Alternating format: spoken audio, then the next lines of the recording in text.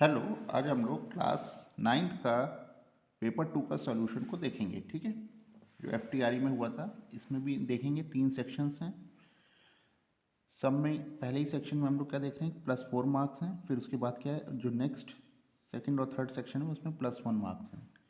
लेकिन पहले सेक्शन में हम लोग क्या देख रहे हैं कि पहले सेक्शन में -1 मार्किंग भी है और बाकी इसी सेक्शन में नेगेटिव मार्किंग नहीं है। ठीक है, तो फर्स्ट पार्ट से स्टार्ट करते हैं।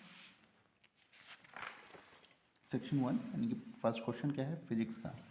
विच of the following is correct at maximum height of the body when thrown vertically up. जब हम ऊपर की तरफ जाते हैं तो होता क्या है कि हमेशा, चाहे आप मैक्सिमम हाइट पे भी पहुंच जाएं, हमेशा एक ग्रेविटेशनल एक्सिलरेशन लगता ही रहता है। तो एक्सिलरेशन इज़ नॉट जीरो। ठीक है, चाहे आप कितनी भी हाइट पे चले जाएंगे, हमेशा एक्सेलरेशन उस पर लगता ही रहेगा, ये कभी जीरो नहीं होगा। ठीक है, केवल सेंटर ऑफ द अर्थ ही एक ऐसा है जहाँ पे आपको एक्सेलरेशन जीरो हो जाएगा। बाकी सब जगह एक्सेलरेशन चाहे कितना भी कम हो जाए हमेशा लगा रहेगा। तो मैक्सिमम हाइट पे पहुँचने पे बॉडी में acceleration is not zero but velocity is zero. ठीक है, ये हो सकती है क्योंकि हम डायरेक्शन को जब रिवर्स करेंगे तो एक टाइम ऐसा आएगा जब ये जीरो होगा तभी रिवर्स हो पाएगा। सेकेंड क्वेश्चन में देखते हैं, find the magnitude of the force F. यहाँ पे आपको एक फोर्स दिया गया है और एक ये टाइम दिया गया है। फोर्स टाइम ग्राफ में जब कभी भी एरिया की बात होती है तो एरिया जो होगा फोर्स इंटू टाइम, ये हमेशा इम्पल्स होगा। ठीक है, तो फोर्स इंटू टाइम, तो हमको क्या पूछा गया है, हमको इम्पल्स पूछा गया है। इम्पल्स कहाँ से कहाँ तक, 4 मिली सेकेंड से 16 मिली सेकेंड, यानी कि यहाँ से लेके यहाँ तक। तो इस तरीके की शेप को अगर हम लोग देखें दो पार्ट में, तो ये एक हमें ट्रेपीजियम नज़र आ रहा है और ये हमें एक ट्राइंगल नज़र आ रहा है। ठीक है, तो ट्रेपीजियम का एरिया निकाल देंगे और एक ट्राइंगल का एरिया निकाल देंगे और इन दोनों एरिया को अगर सम कर दें तो हमें total 4 millisecond to 16 millisecond तक का इम्पल्स पता चल जाएगा। ठीक है, तो हम लोग क्या करते हैं, इम्पल्स निकालने के लिए हमने क्या करा, एरिया ऑफ ट्रेपीजियम देख लिया प्लस एरिया ऑफ ट्राइंगल देख लिया। ट्रेपीजियम के एरिया का फॉर्मूला होता है half into sum of the parallel sides into height. अब हाइट क्या है, 4 मिली सेकेंड। 4 मिली सेकेंड को हमने क्या करा, 4 मिली सेकेंड से 2 मिली सेकेंड तक, 6 तक कितना हो गया, 2 मिली सेकेंड। 2 मिली सेकेंड्स को हमने सेकेंड में कन्वर्ट करा तो this is 10 to the power -3 seconds. ठीक है, same as it is 6 to 8 milliseconds. ठीक है, 6 टू 16 मिली सेकेंड्स में कितना डिफरेंस हो जाएगा, ये डिफरेंस हो जाएगा 10 मिली सेकेंड्स तक का, 10 मिली सेकेंड। और हाइट हम देख रहे हैं पैरेलल डिस्टेंस, और यहाँ पे हाइट है, हाइट इज़ 800 और यहाँ पे पैरेलल डिस्टेंस हमारी कितनी है, पैरेलल डिस्टेंस ये हो गई, ये 200 हो गया और ये 800 हो गया। ठीक है, सारी वैल्यूज़ पुट कर दी, आंसर आ गया 5 न्यूटन सेकेंड। ठीक है, सिंपल था। थर्ड हमारा फिर से वही केपलर्स लॉ है। ठीक है, केपलर्स लॉ मैंने पहले भी कहा था कि आप इसको अच्छे से तैयार करके रखेंगे। Kepler's law T square is directly proportional to the R cube. ठीक है, ये हमारा टाइम पीरियड है और ये हमारा रेडियस है। ठीक, और डायरेक्ट हमने इसमें वैल्यूज़ में पुट कर दिया इस पे वैल्यूज़, तो हमारा आंसर आ गया 4। ठीक, ज़्यादा कठिन नहीं है ये। अब ये क्या है, ये एक सैटेलाइट है। अब ये थोड़ा सा यहाँ पे दिक्कत थी, the acceleration due to gravity at any point inside the satellite is zero. क्यों, क्योंकि ये क्या होता है, वेटलेसनेस शो करता है। हम लोग अगर हम देखेंगे कि कोई भी सैटेलाइट है, अगर वो 10 टू द पावर 7 से ऊपर का वेट ले लेगा तभी वहाँ पे कुछ ग्रेविटी आपको फील होगी, नहीं तो तब तक आप वेटलेसनेस फील करते रहेंगे। किसी भी छोटे छोटे सैटेलाइट में कितना भी उसका वेट अभी चला जाए, 1000, 1000, 2000, 3000, लेकिन 10 टू द पावर 7 के ऊपर ही उसको असर दिखना शुरू होगा, क्योंकि ग्रेविटेशनल कांस्टेंट हमारा 10 टू द पावर -7 होता है जो उसको इफेक्ट को नेग्लिजिबल करता है। ठीक है, ग्रेविटी के, तो यानी कि इतना बड़ा अगर हम कोई ऑब्जेक्ट लेंगे तभी हमको उसमें ग्रेविटी फील होनी शुरू होगी। तब तक हम लोग स्पेस में कोई भी जाएगा तो वो हमेशा तैरता ही रहेगा, कोई भी चीज़ उसके अंदर। ठीक है, तो ये हमेशा ज़ीरो रहेगा।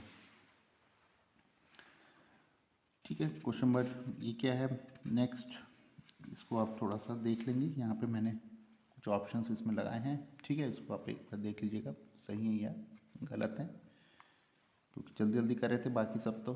ठीक है, 9th और 10th की सब आप देख लीजिएगा, 24 कैरेट में कितना होता है। ठीक, इनको हम लोग ज़्यादा इसलिए डिस्कस नहीं कर रहे हैं क्योंकि ये कोई खास इतने कठिन क्वेश्चन नहीं है और इसको आप थोड़ा सा बुक्स में भी देख के अपना काम देख सकते हैं। जहाँ तक मुझे लगा कि मेरे हिसाब से जो है रैंडम देखने पे जो मुझे सही लगे उसको मैंने टिक कर दिया है। ठीक है, अगर कोई ट्रिकी क्वेश्चन होगा उसी को मैं सॉल्व करूँगा, अदरवाइज़ ये सब जो क्वेश्चंस हैं ये सब आप लोग खुद भी कर सकते हैं। कोई इतना अगर इनमें कोई ट्रिकी होगा तो मैं उसको सॉल्यूशन उसका आपको बता दूंगा। ठीक है, तो 12 13 में भी हो सकता है कि इसमें कोई प्रॉब्लम हो भी सकती है, तो इसमें ऐसा कोई बड़ा इशू नहीं है। ठीक, 16 में आप देख लेंगे, 17 एनरोल्ड है ना। ठीक है, बायोलॉजी भी आप देख सकते हैं। मेरे हिसाब से जो ऑप्शंस ठीक थे मैंने उसको लगा दिया है। ठीक, 22nd 23rd। नहीं तो अननेसेसरी वीडियो काफ़ी बड़ा हो जाता है, उससे कोई फ़ायदा नहीं है। ये सब आप देख सकते हैं, मैंने ऑप्शंस लगा दिए हैं। द पर्सन सफरिंग, ठीक, 27 28 29 30 31 32। सेक्शन 2 में आ जाते हैं, फिर से ये थोड़ा सा इंपॉर्टेंट सेक्शन है। A body starts from rest with the acceleration of 3 metre per second square. ठीक है, तो यहाँ पे हम लोग ने इक्वेशन ऑफ मोशन की फर्स्ट इक्वेशन से देखते हैं। Acceleration is equal to V minus U upon T. तो हमारा रेस्ट से स्टार्ट हुआ है, यानी कि u इज इक्वल टू 0 है, तो वेलोसिटी कितनी हो जाएगी, एक्सेलरेशन 3 दे रखा है, टाइम 6 दे रखा है, तो velocity is equal to 18 metre per second. Clear. Question number 34 में देखेंगे, क्रिकेटर कैचेस ए बॉल। अगर कोई बॉल को कैच कर रहा है यानी कि फाइनल वेलोसिटी उसकी क्या हो जाएगी, 0 हो जाएगी, और इनिशियल वेलोसिटी से कोई बॉल आ रही थी। बॉल का वेट कितना है, 150 ग्राम। 150 ग्राम को हम किलोग्राम में कन्वर्ट करेंगे, यानी कि 1000 से उसको डिवाइड करना पड़ेगा। F is equal to M A हमें पता है, तो ये मास हो गया हमारा 150 अपॉन 1000। एक्सेलरेशन क्या होता है, change in velocity upon time. Initial velocity हमारी कितनी थी, 20 मीटर पर सेकेंड। टाइम कितना था, 0.1 सेकेंड। ठीक है, सारी वैल्यूज रख दी, आंसर को सॉल्व करा, which is equal to 30 newton. The sum of kinetic energy and potential energy is called mechanical energy. ठीक है, if particle moves with a uniform velocity, which of the following statement about the motion of the particle is true? Acceleration is 0, no force no acceleration.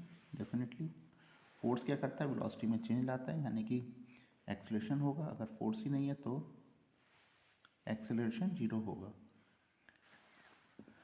The earth gravitational force is same place in some place in the space causes in acceleration of 7 metre per second square in 1 kg। अगर कोई gravitation है तो वो सारे ही masses पे same रहता है। ठीक है, ये नहीं कि मास के अकॉर्डिंग हमेशा अलग अलग होता जाएगा ग्रेविटेशन, तो ये उतना ही रहेगा 7 metre per second square. Which of the following dependent surface area of the liquid evaporation. ये सब आप केमिस्ट्री में देख लेंगे, इसमें इतना नहीं प्रॉब्लम लग रही है। 40। ठीक है, बायोलॉजी भी आप लोग देख सकते हैं। अगर इनकेस कोई प्रॉब्लम नज़र आती है तो आप कमेंट में लिख सकते हैं, ताकि बाकी सब लोग भी उसको देख लें। फिजिक्स में हम देखते हैं, फिजिक्स में क्या है कि यहाँ पे एक हमारा वेट लगे हुए हैं 2। ठीक है, ये वेट है 15 kg का, और ये इसको मेज़र करने वाले मेजरिंग इंस्ट्रूमेंट 2 हमने लगा रखे हैं। ठीक है, और इनका वेट क्या है, इनका वेट है टू लाइट, मतलब इनका वेट बहुत कम है, लाइट है, लाइट स्प्रिंग बैलेंस, नहीं तो इनका भी वेट काउंट हो जाना चाहिए। तो हमने मान लिया कि इनका वेट नेग्लिजिबल है, और केवल ये पूरा का पूरा वेट ही 15 kg है। अगर ये पूरा वेट 15 kg है तो ये उतना ही रीड करेगा, क्योंकि इनमें स्प्रिंग जो खींचेगा, तो स्प्रिंग खींचने में उतना ही फोर्स लगेगा, यानी कि 15 mg का, यानी कि इसका अगर हम इसका वेट देखेंगे तो यहाँ फोर्स लगेगा mg। इसका भी वेट अब जब कुछ नहीं है तो ये भी कितना लगेगा, mg। अदरवाइज अगर इसका वेट होता तो ये क्या रीड करता, ये रीड करता है केवल mg, क्योंकि अब इसका भी वेट जुड़ जाएगा, और ये जो है इसका वेट छोड़ देगा, केवल इतना ही वेट रीड करेगा।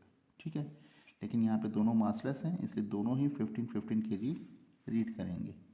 ठीक है, 49 during the motion of A lift apparent weight with acceleration is g. During the motion of the lift, apparent weight of the body becomes twice if its actual weight when moving up with gravitational velocity g. The earth strike half the radius. ठीक है, shrink, अगर हमने इस अर्थ को क्या करा, shrink कर दिया, और मास को वही कांस्टेंट रखा। रेडियस को क्या कर दिया हाफ, यानी कि इसको स्क्वायर करेंगे तो आर स्क्वायर बाई 4। तो रेडियस को इन्होंने श्रिंक कर दिया, मास वही की वही रखा है। तो कितना हो जाएगा, न्यू ग्रेविटेशन पहले से क्या हो जाएगा, न्यू ग्रेविटेशन 4 टाइम्स हो जाएगा। तो यानी कि वेट क्या हो जाएगा, वेट हो जाएगा m इंटू न्यू ग्रेविटेशन। तो वेट भी हमारा क्या हो जाएगा 4 टाइम्स इंक्रीज हो जाएगा। ठीक है, तो वेट में 4 टाइम्स का फर्क आ जाएगा। क्वेश्चन नंबर 51 देखते हैं। Initial velocity of the body moving along a straight line 7 metre per second. ठीक है, तो यहाँ पे हमने nth सेकेंड का फॉर्मूला लगा दिया है। इक्वेशन ऑफ मोशन ये थोड़ी सी स्पेशल टाइप की थी, इसमें nth सेकेंड का हम लोग निकाल सकते हैं। चाहे आप इसको अगर आप दूसरी तरीके से निकालना चाहें तो बस ये निकाल सकते हैं। 5th सेकेंड होता है 5 और 6 के बीच की चली गई डिस्टेंस। ठीक है, तो आप चाहे तो 5 सेकेंड में चली गई डिस्टेंस निकाल लीजिए, फिर 6 सेकेंड में चली गई डिस्टेंस निकाल लीजिए और दोनों डिस्टेंस का सब्ट्रैक्शन कर दीजिए। या आप डायरेक्ट nth सेकेंड में चली गई डिस्टेंस का फॉर्मूला अप्लाई करके भी निकाल सकते हैं। ठीक है, क्वेश्चन नंबर 52, वर्क डन होता है हमारा kinetic change in kinetic energy. अब ये क्या है, स्प्रिंग से लटका हुआ और ये मान लीजिए कुछ x पे आके यहाँ पे रुक गया। चेंज कितना हुआ, मतलब डिस्प्लेसमेंट हो गया यहाँ पे कुछ x मीटर का। ठीक है, अब इस मास के अगर हम कंपोनेंट्स देखें तो एक कंपोनेंट्स नीचे की तरफ वेट लगा है mg का, तो इसी ये जो थीटा है उसी एंगल पे थीटा यहाँ mg cos थीटा होगा और इसका दूसरा कंपोनेंट होगा mg sin थीटा। तो इसी एक्सिस पे चल रहा है, यानी कि जो फोर्स है वो कितना हो जाएगा mg sin थीटा। तो वर्क डन क्या होता है, फोर्स होता है, फोर्स क्या होता है mg sin थीटा। कितना डिस्प्लेसमेंट हुआ है, कुछ मान लेते हैं x का डिस्प्लेसमेंट हुआ है।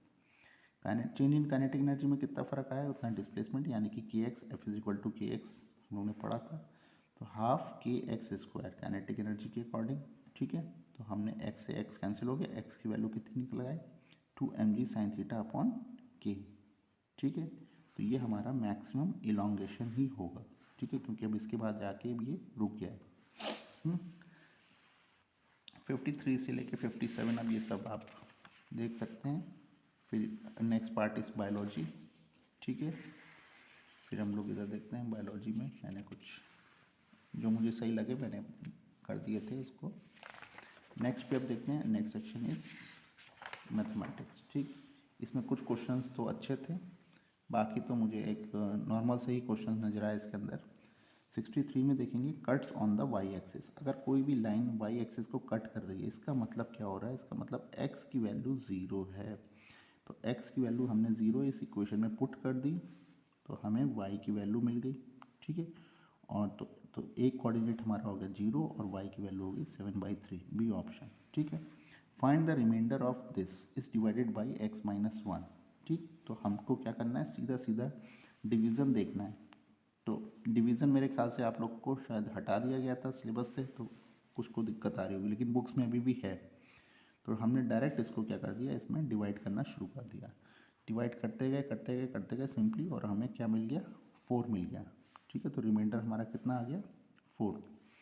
ये भी ट्राइंगल का क्वेश्चन है, सिंपल क्वेश्चन है। P Q is equal to Q R, है ना। पी क्यू ये क्या है, पी और ये क्या है पी क्यू, पी और क्यू, यानी कि ये एंगल और ये एंगल आपस में क्या है, बराबर है। ये 48 है, ये 18 है, तो ये एंगल हम निकाल सकते हैं। ठीक है, अच्छा S P R is equal to 18 degree, ये 18 है।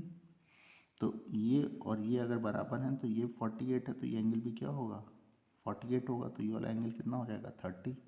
ठीक है, तो अब हम तीनों एंगल का सम हमारा 180 होता है, तो ये पता है, ये पता है, तो ये एंगल भी हमारा थर्ड एंगल भी निकल आएगा विच इज़ 84। रैशनल फॉर्म्स, अगर हम इसकी रैशनल फॉर्म्स निकालें तो ये आप लोगों ने इस तरह क्वेश्चंस काफ़ी कर रखे होंगे। 100 से मल्टीप्लाई करा, फिर 10,000 से मल्टीप्लाई करा, दोनों को सब्ट्रैक्ट कर दिया, x आ गया, मतलब हमें डेसिमल पार्ट किसी तरह एलिमिनेट करना था, एलिमिनेट हो गया, x की वैल्यू आ गई विच इज़ p/q फॉर्म। तो C option is correct. Question number 67 में देखेंगे द रैशनल नंबर्स बिटवीन, अगर हम इन सबको नंबरों को चेक करें तो ये नंबर इसके अंदर नहीं आ रहे, केवल 0 ही इसके अंदर आ रहा है। How much √12 √18 exceeds √3 plus √2। तो रूट कितना एक्सीड कर रहे हैं, यानी कि ये नंबर को इसमें क्या करना है, सब्ट्रैक्ट करना है। अब √12 को हम लोग लिख सकते हैं 2√3 और √18 को हम लोग लिख सकते हैं 3√2। सब्ट्रैक्ट कर दिया, सिंपल क्या आ गया, √3 प्लस 2√2। बहुत ईजी क्वेश्चन था। 69 में अगर हम लोग देखेंगे the area of the triangle formed by the line, यहाँ पे हमें एक लाइन दी गई है और कोऑर्डिनेट एक्सिस दी गई है, ठीक है। एक लाइन कोऑर्डिनेट एक्सिस के अकॉर्डिंग बनाई गई है, इसका मतलब एक एक इनका जो कोऑर्डिनेट होगा वो जीरो होगा, क्योंकि एक्स एक्सिस और वाई एक्सिस को कट कर रही है। तो यहाँ पे हमारा कौन सा कोऑर्डिनेट जीरो होगा, एक्स का, और जब एक्स एक्सिस को कट करेगी तो हमारा यहाँ पे वाई का कोऑर्डिनेट जीरो दिख रहा है, ठीक। तो हम इस इक्वेशन से इसको निकाल सकते हैं। तो हमारे जो पॉइंट होंगे, हम चाहें तो यहाँ पे x is equal to 0 put कर दें तो y की वैल्यू मिल जाएगी, y की वैल्यू 0 पुट कर दें तो x की वैल्यू मिल जाएगी। तो दो कोऑर्डिनेट हमें मिल गए। अब हम कोऑर्डिनेट से हमें क्या दिख रहा है, एक ट्राइंगल बन रहा है। तो ट्राइंगल का एरिया होता है half into base into height. तो यहाँ पे हमें यहाँ तक की लेंथ 4 नज़र आ रही है, यहाँ तक की लेंथ हमें 5 नज़र आ रही है। तो हाफ इंटू 4 इंटू 5 कितना आ गया, 10, ठीक है। सिंपल क्वेश्चन था। क्वेश्चन नंबर 70 में भी देखते हैं, ये भी एक सिंपल क्वेश्चन है। 169 की पावर -3 है, तो इसको हमने इन्वर्स करके लिख लिया, ठीक है। और फिर से इसको हमने क्या कर लिया, फैक्टराइज कर लिया। फैक्टराइज मतलब इनकी फिर से पावर में कन्वर्ट कर दिया, फिर पावर से पावर को क्या कर दिया, डिवाइड कर दिया गया। तो हमको कितना मिल गया, डायरेक्ट आंसर 14 की पावर 1/3। यहाँ से हमें हिंट भी लग रहा है 14 14, तो इसको हमने 14 में भी डायरेक्ट कन्वर्ट कर सकते हैं। 71 x minus A is a factor then B. अगर ये इसका फैक्टर है तो इस ये x is equal to A इसको क्या करेगा, सेटिस्फाई करेगा। तो हमने क्या करा, put x is equal to A, direct इसके अंदर पुट कर दिया, ठीक है। सारी वैल्यूज कट गई, ए केवल b बचा, b इज इक्वल टू 0, तो डायरेक्ट आंसर आ गया। सिंपल क्वेश्चन था। A point is a distance of 5 unit from x axis, 7 unit from the y axis. x axis से 7 है, y से 5 है। जस्ट इसके प्रीवियस वाला क्वेश्चन बिल्कुल वैसे ही था, ठीक है। तो हमारे कोऑर्डिनेट्स क्या हो जाएंगे, 7, 5, यानी कि ये पॉइंट हो गया, दिस इज 7, 5।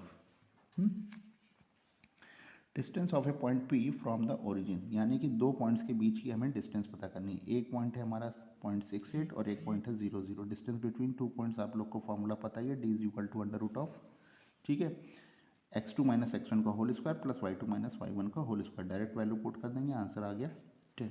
सिंपल क्वेश्चन है। 74 for what values of a and b the lines ये and this will be intersect each other at point -2 -1। ये दो लाइन अगर किसी एक पॉइंट पे इंटरसेक्ट कर रही हैं तो ये जो पॉइंट होगा इन दोनों लाइनों को क्या करेगा, सेटिस्फाई करेगा। यानी कि -2 -1 की जो वैल्यूज़ है वो हम इन दोनों लाइनों के अंदर पुट कर दें, और पुट करते ही हमें ए और बी की वैल्यू मिल जाएगी, ठीक है।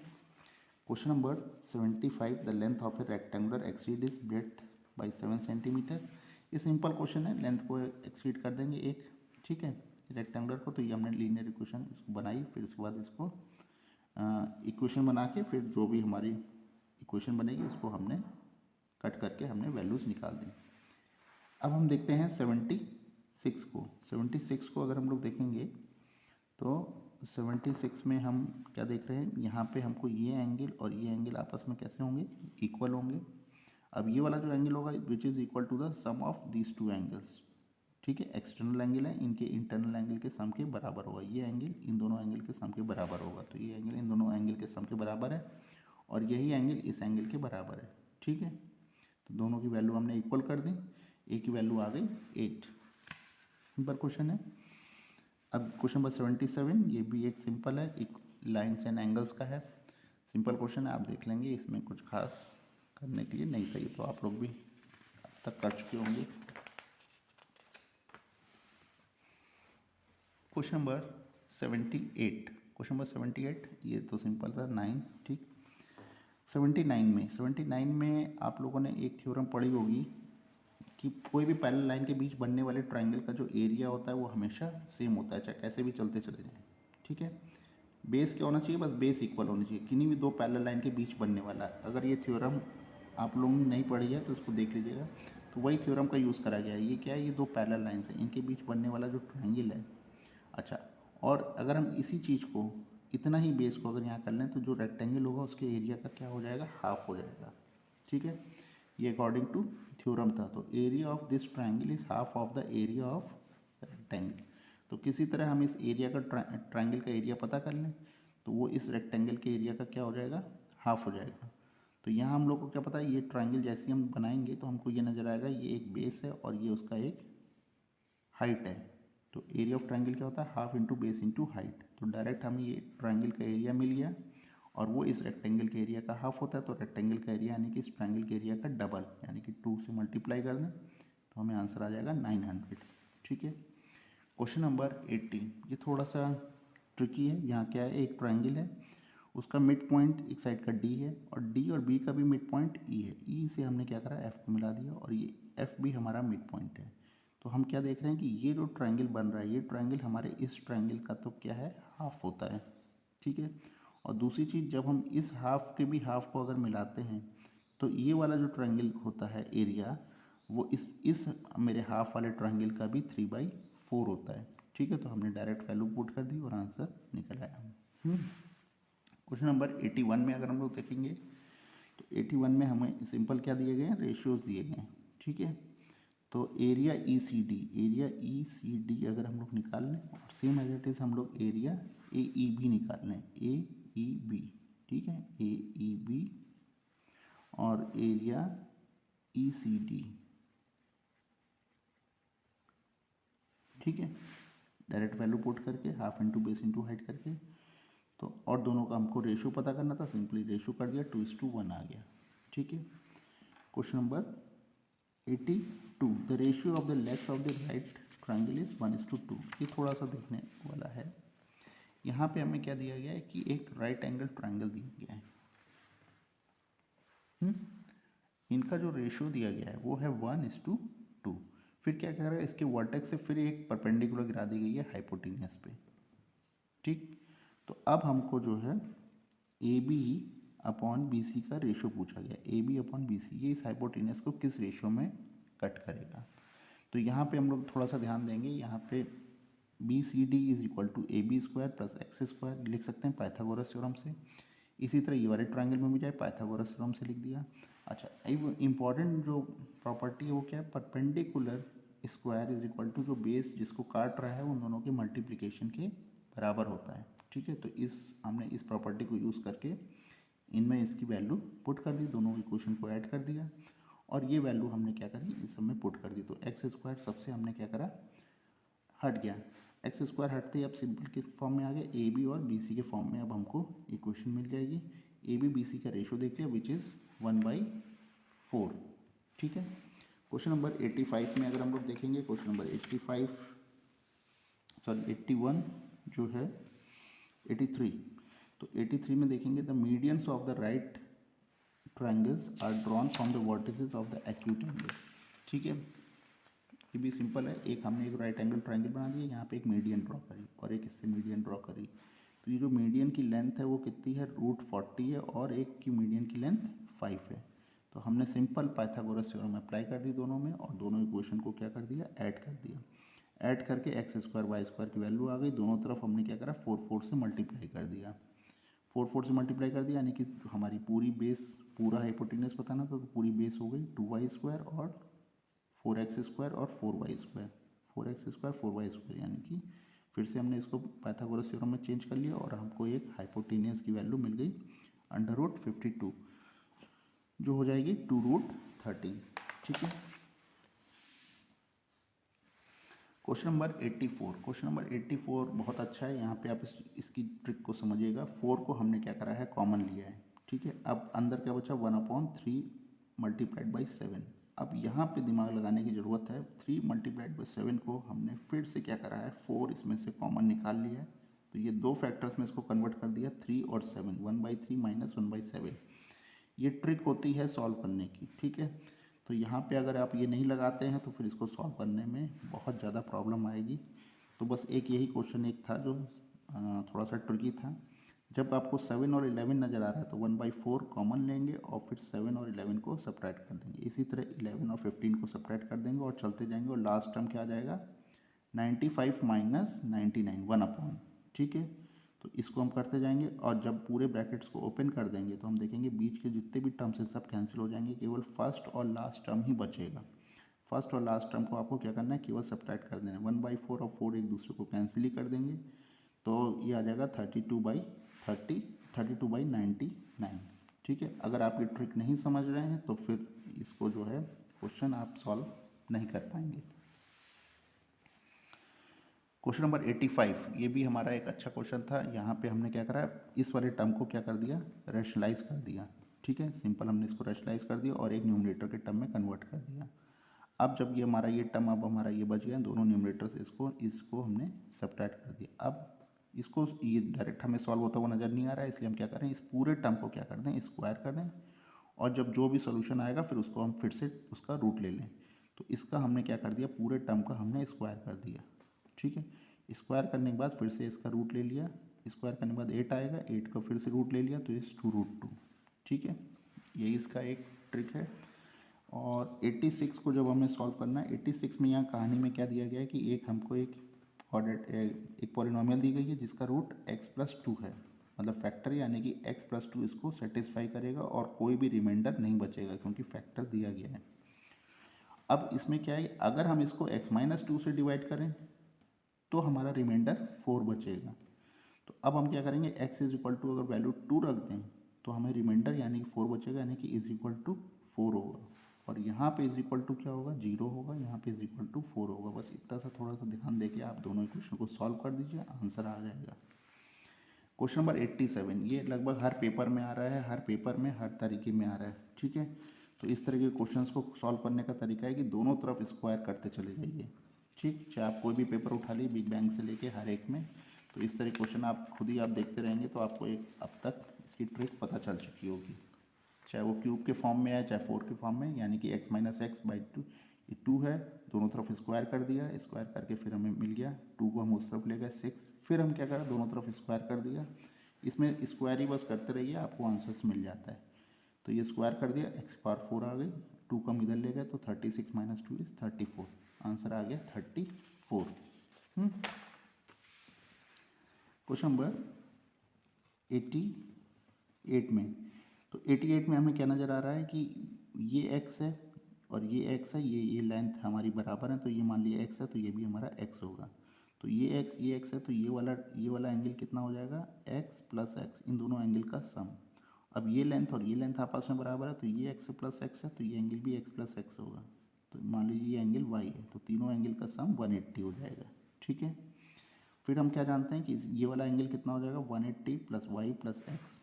तो हमने दो इक्वेशन बना ली, दो अननोन थे, दोनों इक्वेशन को सॉल्व कर दिया, अननोन की वैल्यू पता चल जाती है। ठीक है, तो हमारे दो ही अननोन आ रहे थे, x और y, तो इसलिए एटलीस्ट हमें दो इक्वेशंस की ज़रूरत पड़ती है। 3 वर्टिसेस ऑफ ए पैरेललोग्राम, ये क्वेश्चन बार बार रिपीट हो रहा है। ठीक है, तो आपको 3 वर्टिसेस ऑफ ए पैरेललोग्राम दिए गए हैं, चौथा वर्टेक्स आपको बताना है। तो इसका ट्रिक क्या है कि जब आपको किसी भी पैरेललोग्राम के 3 पॉइंट्स दे दिए जाएँ, तो आपका ट्रिक क्या है कि जो उसके डायगोनल्स होते हैं वो एक दूसरे को मिड पॉइंट पे काटते हैं। ठीक है, तो आपने क्या करा, इन दोनों डायगोनल्स का मिड पॉइंट निकाल लिया। ठीक है, मिड पॉइंट का फॉर्मूला यही होता है, मिड पॉइंट निकला है। जब मिड पॉइंट निकला है तो हम क्या जानते हैं कि इस और इस पॉइंट का भी मिड पॉइंट ये भी ओ ही होगा। ठीक है, फिर से आपने यही इक्वेशन फिर से अप्लाई कर दी।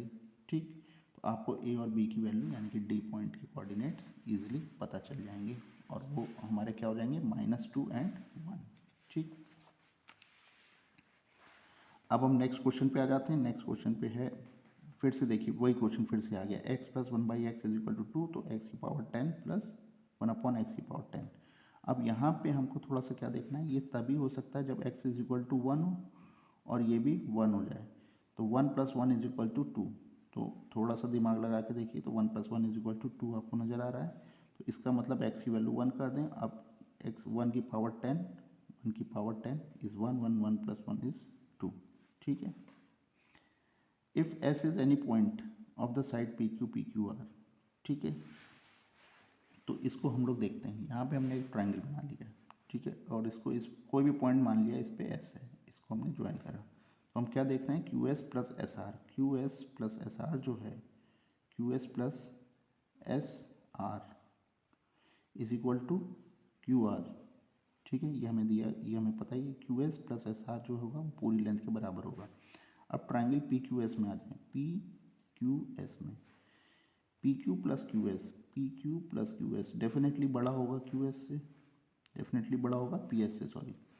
और पी एस आर में भी देखें, पी एस आर में भी देखें, दो साइड का सम तीसरी साइड से हमेशा बड़ा होगा, P R plus S R, P R plus S R बड़ा होगा थर्ड साइड से। ठीक है, ये सिंपल ट्राइंगल की प्रॉपर्टी कि नहीं, दो साइड का सम तीसरी साइड के सम के क्या होता है, बड़ा होता है।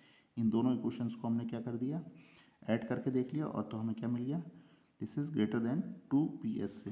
तो ऑप्शन हमारा कौन सा सही है, A option is correct. Third में हमें क्या नज़र आ रहा है, थर्ड में फिर हमें एक ट्रिक नज़र आ रही है, a माइनस वन का स्क्वायर b प्लस टू का square c plus is equal to zero. ये जीरो तभी होगा जब c की वैल्यू माइनस वन कर दें, b की वैल्यू माइनस टू कर दें और a की वैल्यू वन पुट कर दें। तो ये टर्म भी जीरो, ये टर्म भी zero, zero plus zero is equal to zero. तो यहाँ हमें ए बी सी की वैल्यू डायरेक्ट मिल गई। अब ये ए बी सी की वैल्यू हम क्या करेंगे, डायरेक्ट इक्वेशन में पुट कर देंगे और हमको आंसर्स मिल जाएगा।